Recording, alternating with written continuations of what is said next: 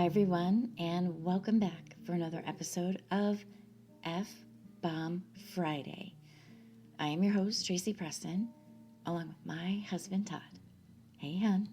Hey, baby. Are you ready? I am ready. Let's hit it.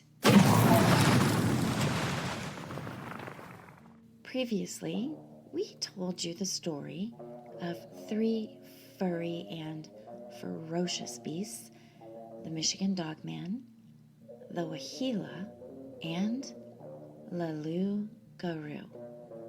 All frightening, all ferocious, and none of them would you want to encounter, as it would mean a horrible death.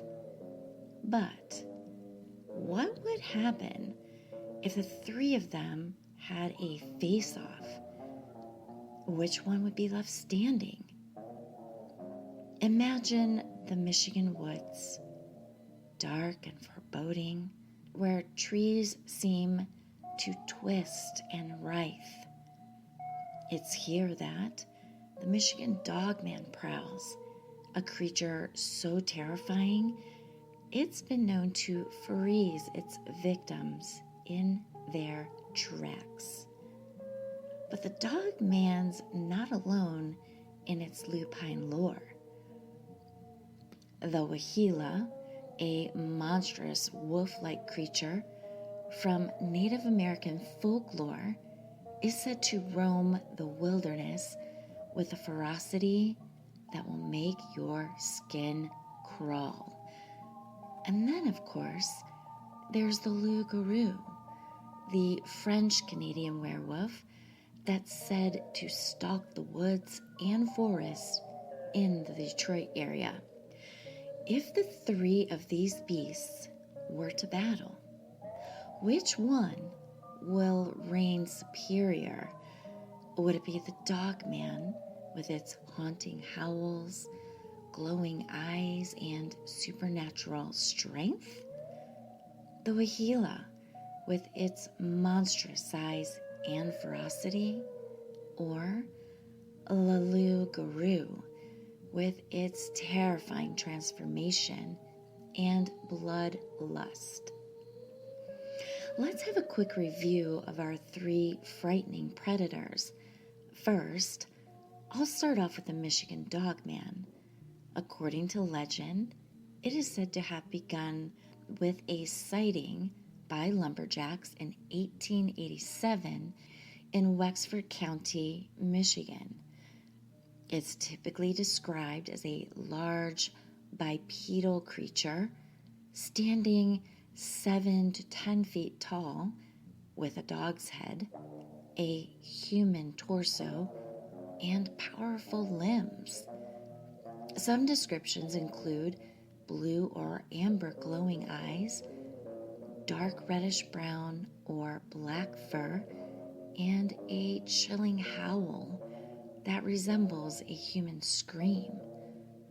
The Dogman is often described as a solitary and potentially territorial, with encounters sometimes involving a sense of being watched or studied by the creature before it attacks.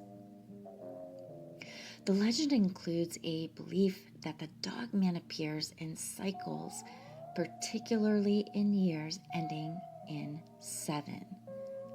While sightings have been reported throughout Michigan, it is in the northwestern Lower Peninsula that it was often cited as the focal point of activity.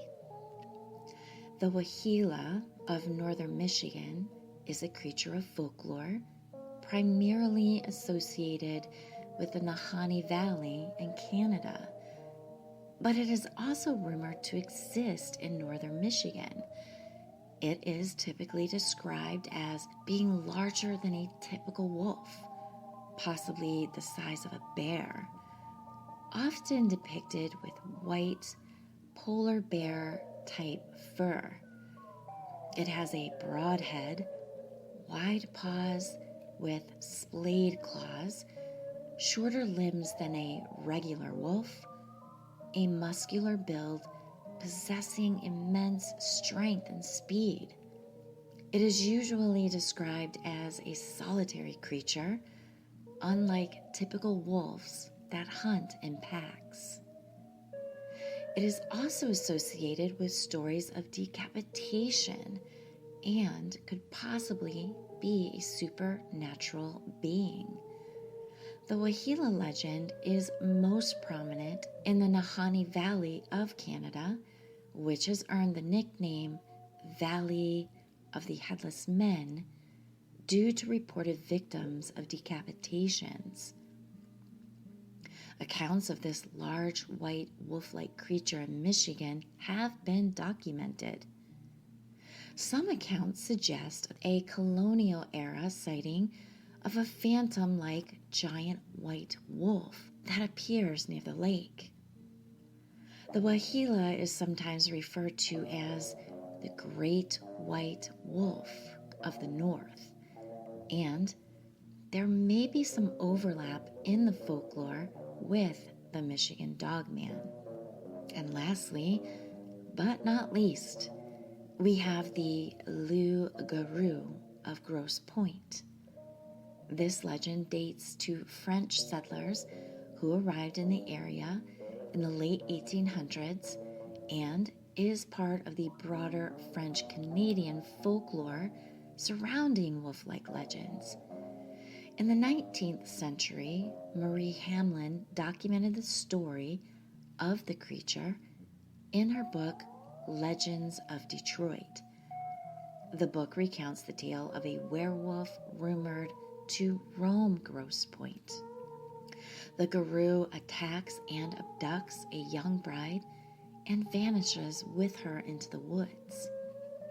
The heartbroken husband chases the beast to the edge of the lake where it was swallowed by a large catfish. Now, the story also implies that the loup-garou, when translated from French, means werewolf, and that there were more than one. As the story goes, all it takes is a bite or a scratch that would transform man to beast. But there is one difference between the loup-garou and the others. Unlike typical werewolves that are restricted to lunar cycles to change form, the loup-garou can shapeshift at will. Legend tells us that silver can kill a werewolf, but not this one. Oh no. This one would need to be beheaded, or as the story goes, being swallowed by a giant catfish. So we wonder, what would happen if the three of these beasts were in a standoff? Who would be the last one howling? Only one can reign supreme. Who will emerge victorious? Will it be the Michigan Dogman's raw power, the Wahila's cunningness and ferocity, or the loup-garou's shape-shifting abilities coupled with its strength and agility? Well, let the battle begin.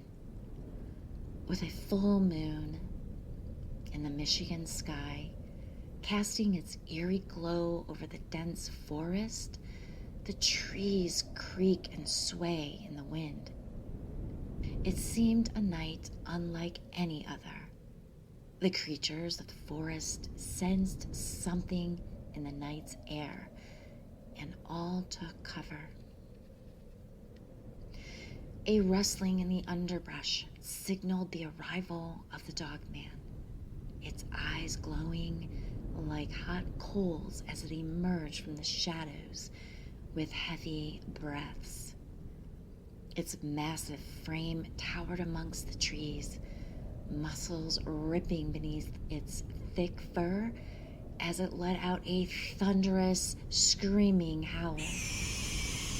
The Wahila, a monstrous wolf-like creature from the frozen tundras, burst forth from the darkness, its massive paws pounding the earth like a drum.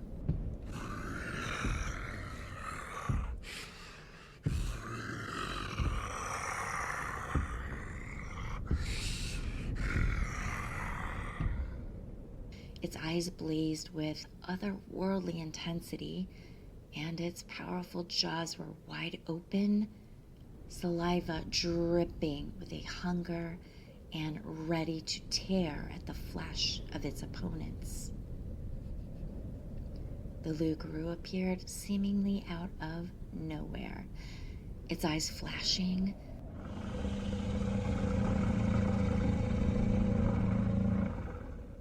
snarling and ready to pounce.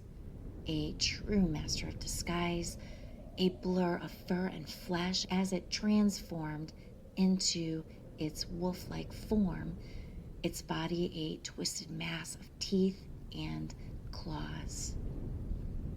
The three creatures faced one another, slowly walking around in a circle as they were sizing up one another, the glow of their eyes blazing even brighter than before. The air was thick and hot. Snorts, growls, and shrieking filled the forest air. It was the dog man who lunged first.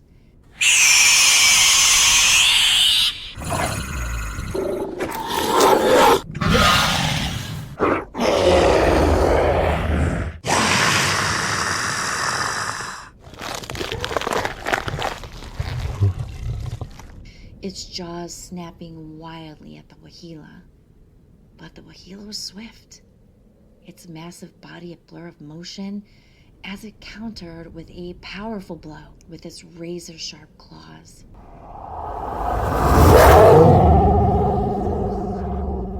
The dogman howled in pain and recoiled. Its fur and blood flew through the air, but quickly recovered, launching itself at the Wahila with a ferocious growl. Meanwhile, the loup-garou darted between the trees, its shape-shifting skills allowing it to evade attacks of its opponents with ease. It struck from unexpected angles, its claws raking across the dogman's flank, causing it to yelp in pain.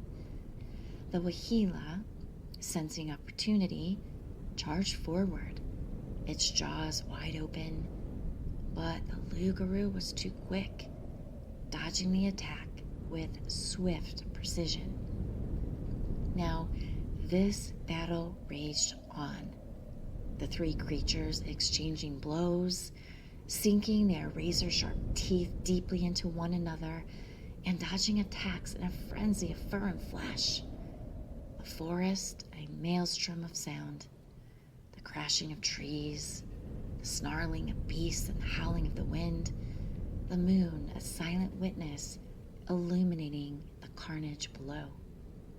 As the battle continued, the creatures began to tire, their breathing heavy, their movements slowed, but still they pressed on, driven by a primal urge to dominate, to be the last one standing, locked in a struggle that will only end when one of them emerges victorious.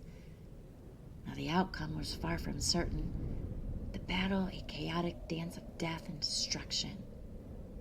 So, who would win in the battle royale of beasts? The dogman, likely possessing the rawest physical strength, while the Wahila's muscular build and size possesses a significant advantage. The loup-garou, though strong, may rely more on its supernatural abilities and shape-shifting. Well, hun, who do you think would win the battle? Well, here's my analysis. The Michigan Dogman likely possesses the most raw physical strength, while the Wahila's muscular build and size is a significant advantage. The loup-garou, though strong, may rely more on its supernatural abilities and shape-shifting. The loup-garou also has only two weaknesses, silver and being beheaded.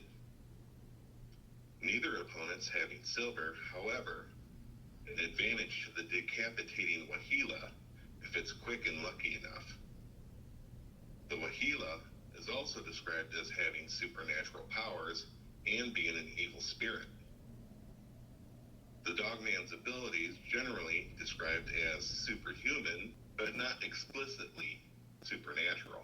The Dogman and the Wahila don't have any known specific vulnerabilities in their respective folklore.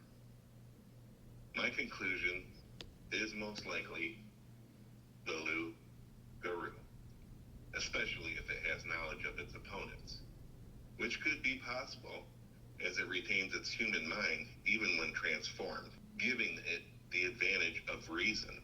Combined with its supernatural strength and speed, its regeneration abilities and shape-shifting skills make it a versatile and dangerous foe. While the Dogman and the Wahila are formidable, the Loup-Garou's potential resistance to physical attacks gives it a crucial edge. However, the fight could be swayed by factors like environment, strategy, or even specific interpretations of the creature's powers. Ultimately, in a battle of mythical creatures, the legend and story you favor may well determine the victor. But I'm going with the Loup-Garou. I agree. So the winner is, for us, the Loup-Garou.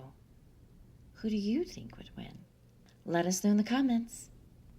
Yeah, and let's not forget, the Michigan Dogman had a little scuffle with PK Smalls, had that weird reattached nose, and the legend suggests that maybe he got in a fight with the Dogman. That's true. So if PK Smalls gave him a run for his money.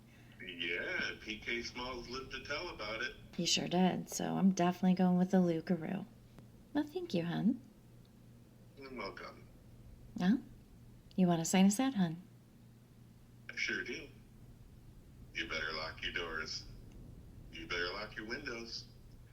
And you might want to check under your bed. And if I find these 3 werewolf beasts under my bed, I'm going to run and hide. That's probably the best bet. Yeah, I'm not going to make it, so I'm out. Well, thank you, everyone. Thanks, everybody. And we will see you on Malice Monday for first episode of Season 8. See you on Monday.